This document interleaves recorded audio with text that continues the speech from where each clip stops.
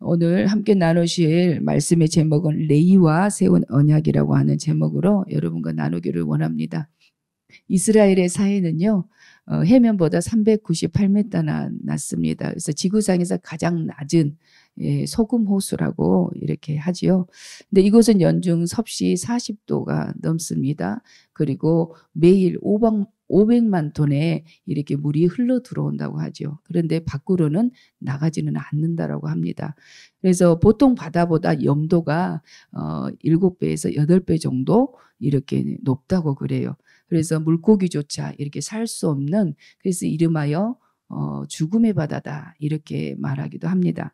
그러나 이 사이에는 염분만 있는 것이 아니에요. 각종 광물질이 이렇게 많이 있다라는 겁니다. 뭐 칼륨, 마그네슘, 뭐 황, 포타슘 뭐 이런 광물질들이 많이 들어 있어서 요즘에는 죽음의 바다라고 하지 않고 무엇이라고 하냐면 보물의 바다다 이렇게 바꿔서 말하고 있어요. 그래서 성경 속에 지금은 사해라고 하지 않고 염해다 이렇게 기록하고 있는 것을 볼 수 있습니다. 예수님께서 온갖 죄악과 더러움으로 물들어 있는 이 땅에 오셔서 이 땅을 고치시고 회복시키시고 하나님의 주권과 통치가 살아있는 하나님의 나라를 이 땅에서 이루셨어요. 그리고 뭐냐면 우리에게, 제자된 우리에게 소금된 사명을 살아라 라고 이렇게 말씀해 주십니다. 그래서 성경에서 우리 그리스도인의 정체성을 가리켜서 베드로전서 2장에 보게 되면은 여러 가지 이렇게 단어로 말하고 있는데요. 너희는 택하신 족속이요 왕 같은 제사장들이요 거룩한 나라요 그의 소유된 백성이니 이는 너희를 어두운 데서 불러내어 그의 기이한 빛에 들어가게 하신 자의 아름다운 덕을 선포하게 선전하게 하려 하심이라 이렇게 말씀하고 있어요. 그러니까 우리에게 하나님께서는 택했다라고 말씀하고 계시고 왕 같은 제사장이라고 이렇게 말씀하고 있어요. 그리고 거룩한 나라다. 그리고 하나님의 소유를 삼았다 이렇게 말씀하십니다. 그리고 우리에게 사명을 주셨는데 어떤 사명이냐면 우리는 빛에 들어간 자로서 그 아름다운 덕을 선포해야 되는 사명을 우리 모두에게 주셨다라고 이렇게 말씀하고 있어요. 그럼 오늘 말씀을 통해서 하나님의 택하심을 입은 레위와 같은 존재가 바로 우리인데 레위와 세운 그 언약은 무엇이고 그리고 레위인으로서 우리가 어떻게 살아가야 하는지 오늘 말씀을 통해서 다시 살펴보는 그런 시간이 되었으면 좋겠습니다. 사실 이 본문의 배경이 되고 있는 때는 어느 때냐면요. 남유다가 바벨론의 3차 침공, 1차, 2차, 3차에 걸쳐서 침공을 받았어요. 그리고 나서 BC 586년에 남유다가 멸망을 하게 됩니다. 시드기야를 마지막 왕으로. 그래서 이제 하나님의 계획은 기한이 언제냐면 70년 동안 바벨론에서 포로 생활을 살고 돌아오는 거였어요. 그래서 에레미야 선지자를 통해서 계속 말씀하셨죠. 바벨론으로 끌려가게 되면 그곳에서 집도 짓고 결혼도 하고 자녀도 낳고 그렇게 살아야 된다는 70년이 차면 회복시켜 주실 거야 라고 말씀하셨어요. 그 예언된 말씀대로 이제 70년 만에 포로 귀환을 했어요. 그래서 포로 귀환할 때도 1차, 2차, 3차 이렇게 포로 귀환을 하게 됩니다.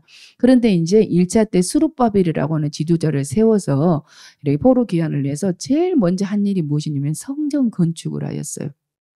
이스라엘 백성들의 중심은 무엇이냐면 성전이었어요. 그래서 그들은 신정 통치 국가였기 때문에 항상 하나님이 중심에 있다라는 거죠. 그래서 성전 중심의 신앙생활을 했던 이스라엘 백성들은 포로 귀환에서 제일 먼저 성전 건축을 했다라는 겁니다.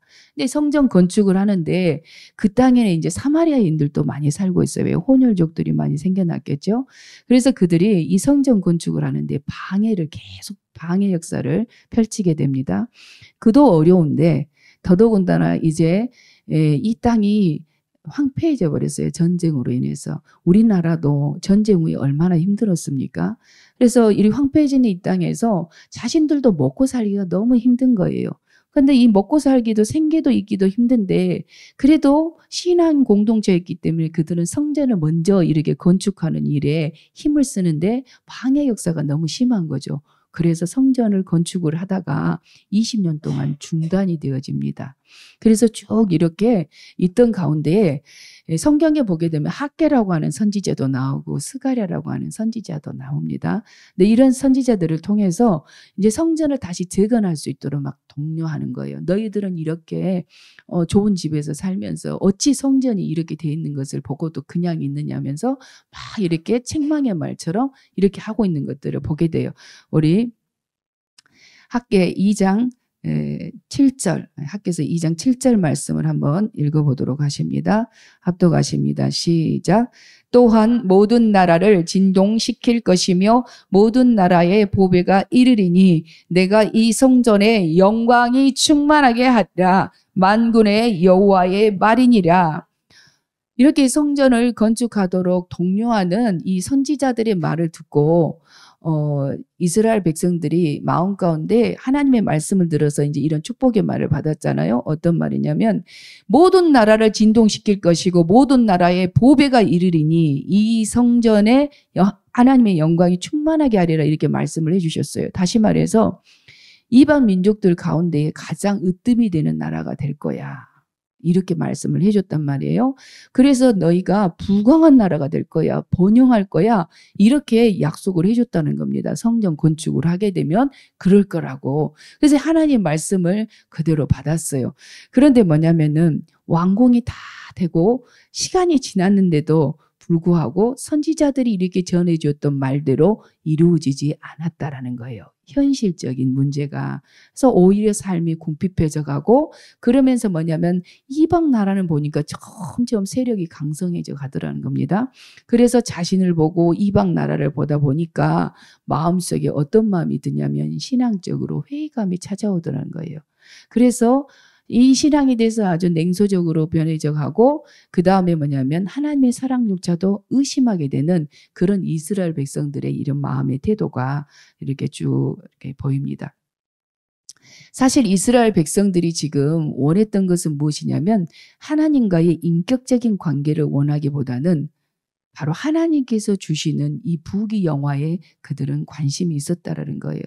우리도 처음 신앙생활 할 때 하나님의 존재에 대해서 얼마나 아셨습니까? 다 처음에 올 때에는 복 받으려고 신앙생활하고 좀 마음 좀 편해 보려고 교회 오고 그러시잖아요. 근데 이스라엘 백성들도 다르지 않았더라는 거예요. 그들은 현세적인 문제에 이렇게 복을 받을까 봐 이렇게 했는데 크게 이루어지지 않으니까 그들이 하나님에 대해서 의심했어요. 형식적으로 성전에 나가서 예배는 드려요. 그런데 뭐냐면은 마음은 하나님께서 멀어졌다라는 거죠. 마음이 어디로 향해요? 세상으로 점점 향하기 시작해요. 그래서 어떤 일을 하게 되냐면 이제 자신 스스로 세상에서 잘 살아보겠다라고 자신의 방법대로 살아보겠다라고 이제 이방 총독에게 뇌물도 갖다 주고 줄서기를 하고 그런다는 겁니다. 요즘 말로 하자면 이 세상의 방식을 따라서 내가 출세해 보겠다고 그렇게 하는 것이죠. 당시에 이스라엘 백성들이 이런 상황 가운데 놓여져 있는데 이렇게 되다 보면 어떤 현상이 일어나냐면 영적으로 누수 현상이잖아요. 침체한다는 겁니다. 그래서 영적으로 이렇게 내면에서 부실해지니까 나타나는 현상이 있어요. 첫 번째로는 어떤 현상이 일어나냐면 하나님께 드린 헌신이 줄어들어요. 그리고 예물도 줄어들게 됩니다. 그런데 이제 오늘 성경에 보게 되면은 더러운 떡을 드렸다라는 표현이 이렇게 나와요. 더러운 떡, 곰팡이가 핀 떡 이런 것들을 진설을 하고 또 뭐냐면은 제물을 드리는데 눈 먼 거, 다리 전 거, 흠 있는 거 막 이런 것들을 드렸다는 거죠. 하나님께 드릴 때 아주 최상의 것으로 최고의 것으로 최고의 가치를 하나님께 영광을 돌려드리며 드려야 되는데 사람도 받지 못할 것을 이렇게 드렸다라고 성경에 말하고 있는 것을 볼 수 있어요. 한번 보실까요? 말라기서 1장 10절 그래서 하나님께서 분노하셨어요. 한번 읽습니다. 말라기서 1장 10절입니다. 만군의 여호와가 이르노라 너희가 내 제단 위에 헛되이 불사르지 못하게 하기 위하여 너희 중에 성전 문을 닫을 자가 있었으면 좋겠도다. 내가 너희를 기뻐하지 아니하며 너희가 손으로 드리는 것을 받지도 아니하리라. 아멘. 나는 너희들이 드리는 예배가 정말 싫다. 정말 너희들이 마음이 없는 예배, 내가 그 예배를 받고 싶지 않다라는 거죠. 누가 저 성전 문 좀 닫아서 그렇게 예배드린 자가 안 들어왔으면 좋겠어. 지금 이렇게 이야기하고 있는 것을 볼 수 있습니다. 이 말라기서는요, 구약 성경 39권 중에 제일 마지막 책입니다. 마지막 책이고 신약 시대, 다시 말해서 예수님이 초림하기 몇 년 전에 이 말라기 선지자가 선포하고 있냐면 400년 전에 선포했던 말씀이에요. 이 말라기서는. 그러면은 이 말라기 선지자가 말씀을 예언하고 나서 400년 동안 하나님께서 침묵하셨다가 신약 시대가 열리고 있는 것을 볼 수 있습니다. 왜냐하면 이렇게 말라기 선지자가 하나님의 말씀을 아주 무섭게 선포했어요. 엄중하게 선포했는데도 불구하고 그 심각성을 깨달아 알지 못하고 돌이키지 않았더라는 것이죠. 하나님께서 우리 인생 가운데 침묵하시게 되면은 인생의 암흑기가 이렇게 찾아오게 됩니다. 그래서 오늘 본문 말씀은 매우 경고의 메시지를 담고 있는 그런 내용이에요. 말라기 선지자가 활동했던 그 시대는 아주 영적 암흑기, 제멋대로 제사장들도 행했던 그런 시대. 그래서 제사장들에게 경고의 메시지를 주고 있는 그런 내용입니다. 그러면 이 자리에 계시는 분은 난 제사장이 아닌데 이렇게 생각하실 수 있잖아요. 근데 이 시대의 제사장이 바로 저와 여러분인 줄로 믿습니다. 그래서 오늘 저와 여러분에게 주시는 하나님의 말씀으로 받으시면 좋겠습니다. 말라기서 2장 3절 우리 다 같이 합독하십니다. 보라, 내가 너희의 자손을 꾸짖을 것이요 똥 곧 너희 절기의 희생의 똥을 너희 얼굴에 바를 것이라. 너희가 그것과 함께 제하여 버림을 당하리라. 당시 제사장들의 이런 신앙 행태에 하나님께서 분노하셨어요. 그래서 어떻게 말씀하시냐면 희생 제물을 드리잖아요. 짐승을 잡아요. 그럼 배설물을 다 긁어서 짐 밖으로 버렸어요. 더러운 것이잖아요. 그런데 그 똥을 누구에게 바른다고요? 제사장들의 얼굴에다가 발라버리겠다고 이렇게 말씀을 하십니다. 그리고 더러운 것을 제할 때 너희도 함께 제해버리겠다. 이렇게 아주 무섭게 말씀하고 있는 것을 볼 수 있어요. 하나님을 영화롭게도 하지 않고 그리고 말씀을 경히 여기는 자, 하나님의 말씀을 무게 있게 받지 않아. 그래서 내 마음대로 살아버려. 말씀을 들었는데도 불구하고 그 말씀을 무게 있게 받지 않는다라는 거예요. 우리가 자녀를 양육할 때 어떻습니까? 말 한마디만 해도 애기가 쫙 고치면은 참 그 아이가 너무 이렇게 긍휼한 마음이 가잖아요. 그런데 말을 수없이 해도 듣지를 않으면 어떻습니까? 마음 가운데? 뒤에서 말씀하시네요. 그냥 내버려 둬버리고 싶은 마음이 들 때가 있잖아요. 그런 것처럼 여기 보면 말씀을 경히 여기는 자는 이미 주어졌던 복이라 할지라도 그것을 저주가 임하게 하겠다라고 이렇게 말씀하고 있는 것을 볼 수 있어요. 하나님은 복을 줬다 안 줬다 이랬다 저랬다 하는 하나님이지 결코 아니세요. 이것은 어떤 의미냐면 그만큼 이스라엘 백성들이 복을 받았으면 좋겠다라고 하는 하나님의 사랑의 이 메시지입니다. 하나님의 본심이 너희가 저주를 받았으면 좋겠어 이런 말이겠어요? 결코 그것이 아니라는 거죠. 좀 똑바로 좀 살아. 그래서 내가 주고자 하는 복 좀 받아봐. 지금 이거예요. 자, 말라기서 2장 4절 우리 있습니다. 시작. 만군의 여호와가 이르노라 내가 이 명령을 너희에게 내린 것은 레위와 세운 나의 언약이 항상 있게 하려 함인 줄을 너희가 알리라. 이 명령을 너희에게 내린 거 다시 말해서 말라기서 1장 6절부터 2장 3절까지 쭉 언급했던 그 내용 그것은 바로 뭐냐면 레위와 세운 그 언약이 항상 있도록 하기 위해서 그게 유지되도록 하기 위해서 레위와 세운 언약은 뭐냐면 생명과 평강의 언약이에요. 그것을 우리에게 주시겠다고 약속해 주셨거든요. 바로 그런 것들을 받도록 하게 한 하나님의 그런 사랑의 표현이라는 겁니다. 이게 삐뚤어져 나가고 말을 잘 안 듣는 자녀가 있어요. 그러면 나가봐라 그러면은 부모님이 이렇게 말하면 그게 본심일까요? 아니에요. 그 말을 하고 있으면 뒷덜미를 잡잖아요. 예전에 연세가 많이 드신 목사님이 그런 간증을 하셨어요. 청년 시절에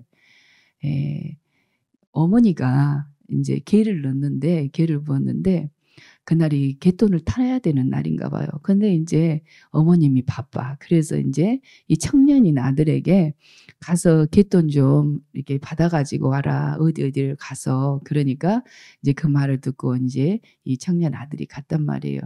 받아오다가 갑자기 친구한테 연락이 왔네. 야, 좀 보자. 그러니까 가가지고 돈을 다 쓴 거예요. 갖고 외박을 하고 그 다음날 오후에 휘파람을 보면서 집에 들어오는데 어머님이 김치를 담그고 있다가 돈 어딨냐? 그러니까 다 써버렸잖아요. 그러니까 도망가려고 하니까 어디를 가냐면서 잡았다고 그러잖아요.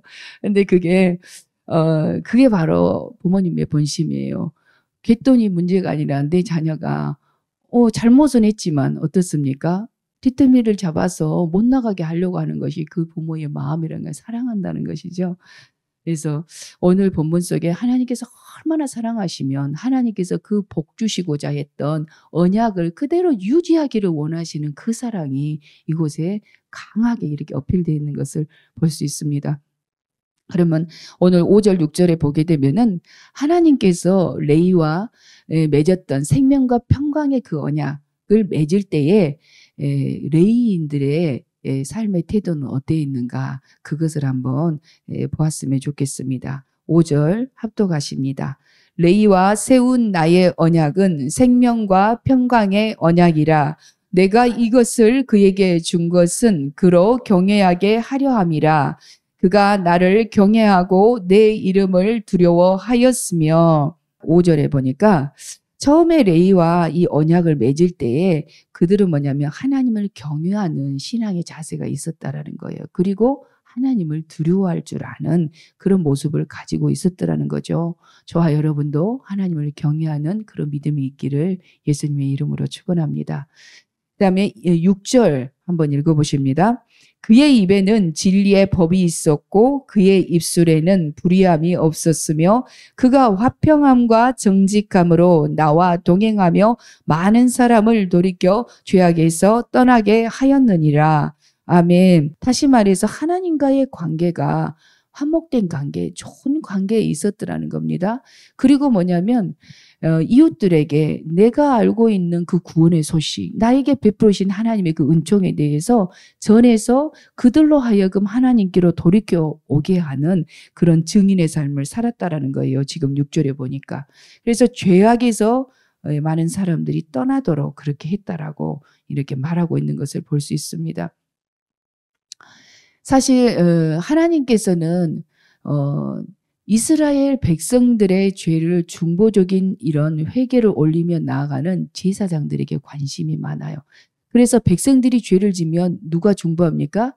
제사장들이 중보하잖아요. 그런데 제사장들이 죄를 지어서 타락해버리면 어떻게 돼요? 이 나라에 소망이 없게 된다는 거예요. 제사장은 이스라엘의 마지막 보루와 같은 그런 존재들이라는 것이죠. 그래서 하나님께서 이와 같이 그 얼굴에 똥을 발라버리겠다 이렇게 말씀하고 있는 거예요. 지금 이 시대에 하나님께서는 교회에 희망을 두십니다. 믿지 않는 사람들에게 관심이 있는 게 아니에요. 하나님을 믿는다라고 하는 이 시대의 제사장인 저와 여러분에게 관심을 가지시고 주목하고 있다는 사실을 우리는 기억해야 될 줄로 믿습니다. 그래서 우리가 그 제사장진 사명을 잘 감당하기 위해서는 먼저 뭘 회복을 해야 하냐면 거룩을 회복을 해야 되는 줄로 믿습니다. 그래서 제사장에게 가장 필요한 그 두 가지 태도가 있는데 뭐냐면 하나님을 두려워할 줄 알아야 돼요. 코람데웨 신앙, 하나님이 내 위에 계시다라고 하는. 그래서 성 어거스틴이 말했잖아요. 첫째도 겸손이고 둘째도 겸손이고 셋째도 겸손이다. 이 겸손이 사람들 앞에서 굽신대는 겸손을 말하고 있는 게 아니에요. 이건 뭐냐면은 하나님이 나를 보고 계신다. 하나님을 의식하고 살아가는 겸손을 의미합니다. 그래서 함부로 살지 않아요. 그래서 첫째는 하나님을 두려워해야 합니다. 우리는. 그래서 하나님과 백성 사이에서 중보적인 역할을 이렇게 해야 되는 그런 사명에 있는 자이기 때문에 우리는 용서받은 죄인이기 때문에 두렵고 떨리는 마음으로 거룩하신 하나님의 보좌 앞에 중재적인 사명을 감당해야 될 줄로 믿습니다. 두 번째로는 무엇이냐면 우리는 용서받은 죄인이에요. 하나님께서 우리를 예수님께서 흘리신 그 보혈의 공로를 보시고 우리를 의롭다 여겨주셨지 우리에게 의인이라 하지 않으셨어요. 의롭다 여겨주셨어요. 그래서 이신 칭의라고 제가 말씀을 드리잖아요. 우리는 의를 얻게 된 존재. 그래서 우리 스스로 의로울 수 없는 존재라는 겁니다. 그래서 용서를 받은 죄인인데 우리가 누구를 정죄를 하고 누구를 어떻게 하겠어요. 그렇죠. 우리는 타인에 대해서 긍휼을 베풀어야 되는 그런 존재인 줄로 믿습니다. 그래서 죄인을 불쌍히 여기는 그런 신앙의 태도가 저와 여러분에게 있어야 될 줄로 믿습니다. 하나님과 사람 사이에 중보의 사명을 가진 자는 매우 어려워요. 무엇이냐면은 타인의 죄를 보았을 때 하나님께 나의 죄로 여기면서 회개하며 나아가야 되고요. 사람에 대해서는 어떠냐면 죄에 대해서 그를 꾸짖고 책망해야 되는 그런 사명이 저와 여러분에게 있다는 사실입니다. 할렐루야. 그런데 이 시대의 제사장들이 어쩌면 사람 비유 맞히는 이런 제사장의 역할을 감당해서는 안 된다는 거예요.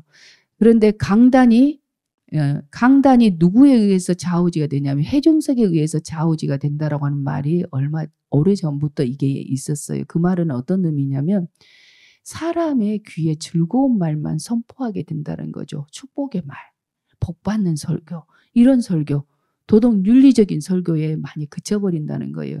그런데 강단은 하나님께서 하라고 하시는 말씀을 전해야 되는 것이 강단이라고 하는 것입니다. 할렐루야. 그래서 늘 좋은 말, 우리 귀에 즐거운 말만 하는 게 아니라 책망의 말도 하라고 하나님께서는 말씀한다는 거예요. 그래서 제사장의 역할은 바로 이와 같은 역할인데 사명에 대해서 2장 7절에 이렇게 이야기합니다. 합독하십니다. 시작. 제사장의 입술은 지식을 지켜야 하겠고 그의 입에서 율법을 구하게 되어야 할 것이니 제사장은 만군의 여호와의 사자가 됨이거늘 그랬어요. 사람들이 제사장의 그 입에서 율법을 구하게 되어야 할 것이다 라고 하는 이야기는 뭐냐면 말씀을 백성들에게 올바르게 가르쳐야 될 그 책임적인 사명이 제사장에게 있다라고 이렇게 말하고 있습니다. 그래서 백성들을 올바르게 가르쳐서 하나님을 하나님 되도록 그렇게 섬기도록 그렇게 살아가도록 인도해야 할 책임이 제사장에 있다라고 이렇게 말씀하고 있어요. 그래서 6절에 보게 되면 화평함과 정직함으로 하나님과 동행하며 살아라. 말씀을 전하는 자는 그 말씀을 살아내려고 애쓰는 모습이 있어야 돼요. 제사장들도 당시에 자신들이 완전하지 못하기 때문에 무엇을 했냐면 먼저 자신의 죄를 속죄하는 속죄제를 드리고 제사를 집례를 했어요. 백성들을 대신해서. 마찬가지로 이 자리에 계시는 우리 모두가 제사장으로서 어떻게 합니까? 나의 죄를 먼저 하나님 앞에 회개하고 거룩함을 회복하고 이웃들의 모든 죄 짐을 짊어지고 회개하고 중보적인 사명을 감당해야 되는 줄로 믿습니다. 그래서 레위지파, 다시 말해서 아론이 대제사장으로서 레위지파의 이렇게 후손이잖아요. 그런데 그들이 했던 일은 무엇이냐면 첫 번째는 예배 드리는 일이에요. 그들이 목숨같이 여겨야 할 것이 무엇이냐면 예배 드리는 일이라는 겁니다. 예배를 통해서 하나님은 만나주세요. 예. 그래서 예배는 하나님께 그 이름에 합당한 영광을 올려드리고 경배하는 것이거든요. 그래서 제가 기도할 때 마음에 무릎을 꿇게 해달라고 하는 것은 하나님의 그 어미하심, 그 위대하심, 그 전능하심, 하나님의 그 속성, 못하실 것이 없으신 그 하나님 앞에 우주 만물을 창조하신 창조주시기에 그분 앞에 우리는 절대적인 복종과 순종을 다짐하며 마음에 무릎을 꿇으며 예배해야 되는 줄로 믿습니다. 그런데 성경 속에 보게 되면 사무엘 선지자를 낳았던 한나 그리고 그의 남편 사가랴 모두 어떻습니까? 예배를 통하여서 하나님의 임재를 경험했어요. 솔로몬도 1,000번제를 드리고 하나님의 임재를 경험했어요. 바로 연기가 가득하며 성장 가득하게 임하며 하나님께서 솔로몬이 구했던 듣는 마음, 백성들을 바르게 판단할 수 있는 지혜를 주십시오. 나는 아이라 출입할 줄을 모릅니다. 그랬더니 듣는 마음, 바르게 판단하는 지혜를 하나님께서 그에게 부어주시고 구하지 않은 부귀영화까지 이렇게 주시는 것들을 볼 수 있었습니다. 그래서 예배를 통하여 하나님의 임재가 있다고 하는 사실을 우리는 기억해야 될 줄로 믿습니다. 제가 처음에 이렇게 신앙생활 하면서 아이 둘을 이렇게 데리고 다니는데 아이들이 어리니까 유아실에 앉아서 이렇게 예배를 드리지 않습니까? 예배 방해되지 않도록. 그런데 유아실에 앉아가지고 아이 둘을 데리고 이제 큰애 둘째를 이렇게 안고 예배를 드려요. 근데 아이들이 화장실도 가고 그러면은 이 하나애 데리고 들어갔다 나오면 또 하나애가 찡찡대면 또 들어갔다 나오고 또 그러다 보면은 또 몸이 아프다고 막 울면 어떻습니까? 서서 막 얼르고 달려다 보면 금방 예배 시간이 지나가는 거예요. 제가 어떤 마음이 들었냐면 뭐 하려고 내가 왔을까? 이렇게 힘들게. 그래서 그런 마음이 딱 들었는데 성령께서 딱 깨닫게 해주셨어요. 뭘 깨닫게 해주셨냐면 말씀 하나만 내가 딱 붙들자.